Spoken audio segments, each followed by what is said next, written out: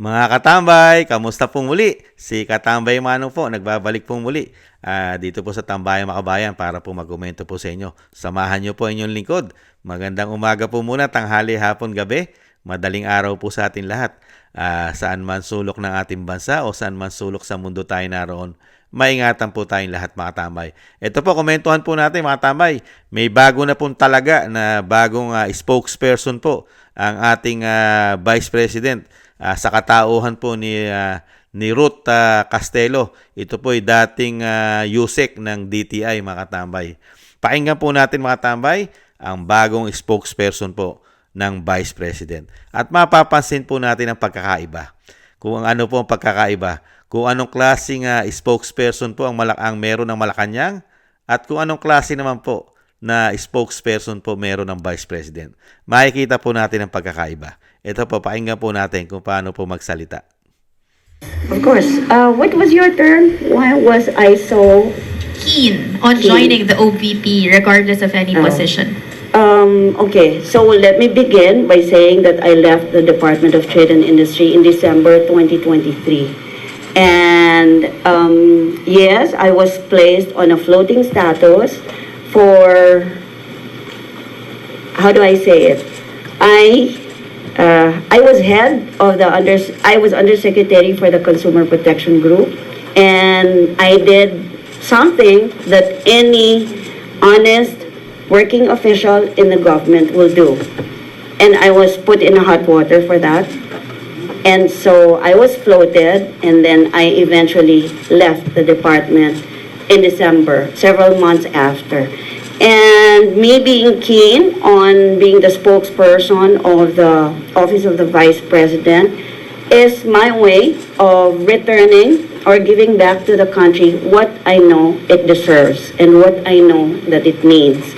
It was not a good separation from the department, because I was doing what was right and I was doing what the country needed. Yako, yan po mga tambay, narinig po natin ang bagong spokesperson po ng Vice President mga tambay. Ito po, sinisigurado ko po mga tambay, komento ko po, 100% sinisigurado ko po mga tambay na hindi po ito kasapi o miyembro ng CPP, NPA, NDF. 100% mga tambay. Sa pananalita, sa itsura, mga tambay, ay hindi mo ito, hindi mo mararamdaman at hindi mo makikita sa kanya. At hindi mo sasabihin na garbage in, garbage out ang ilalabas po nito sa kanyang bibig. At hindi rin po ito masasabihan na pinsang buo ni Franz Castro na convicted po ng child abuse. Na makikita nyo po yung pagkakaiba. Yung pagkakaiba po ng USEC na sinasabing USEC ng spokesperson po o ng tagapagsalita ng Pangulo. Si USEC ng PCO sa Malacanang na laging nagsasalita ron. Mga kabayan, doon talagang masasabi mo na totoo ang sinasabi ni Vice President. Garbage in, garbage out. At pinsang buo pa daw ni Franz Castro na sumusuporta sa mga kaliwa. Kaya ako po nasabi mga tambay, 100% hindi po ito miyembro ng CPP, NPA, NDF. Ito pong si Ruth Castelo mga tambay, ang bagong spokesperson po ng Vice President, ng Office of the Vice President. Mga tambay, yan po. Sinabi niya na yung kanya daw way of giving back to the country. Siyempre po, yung saka naging USEC din po ito kasi ng DTI At mismo sinabi niya na ito po kasi talagang malinis na lingkod bayan. Wala pong mga anomalya ito si USEC, dating USEC ng DTI, mga tambay, si Castelo. Wala pong record ito na masama. At wala po itong malinis po ang record po nito sa paglilingkod niya po. Lalo-lalo po nung siya po yung naging USEC ng DTI, mga tambay. Siyempre, ikaw ba naman, hindi ka magre-resign, hindi ka, pagka ang gobyerno sinamahan mo, ay mga kabayan, ay iba ang direksyon. Ang direksyon po, mga tambay, sinasabi nga po ng mga kababayan natin, ang direksyon mo lang ay puro pulburon, tawas, at coke. At ang direksyon ng iyong politika, ang iyong direksyon ng iyong pamamahala ay puro pamumulitika at isang damukal na isyu ng korupsyon. Hindi ka ba bibitaw dyan? Hindi po ba? At syempre pa mga kabayan, abangan po natin ang mga susunod na mangyayari dito po. Meron na pong tagapagsalita, ang spokesperson po, ang Office of the Vice President. Tingnan po natin. Dahil po kailangan din po ng Vice President ng spokesperson. Kung ang kinuha nga rin sana lalong malilintikan si Yusek Castro, mga tambay ng PCO. Kung ang kinuha pa ni Vice President ay si Attorney Guanzon. Talagang matindi ang sagutan din, no? Kung si Attorney Guanzon pa kinuha ni Vice President na spokesperson niya.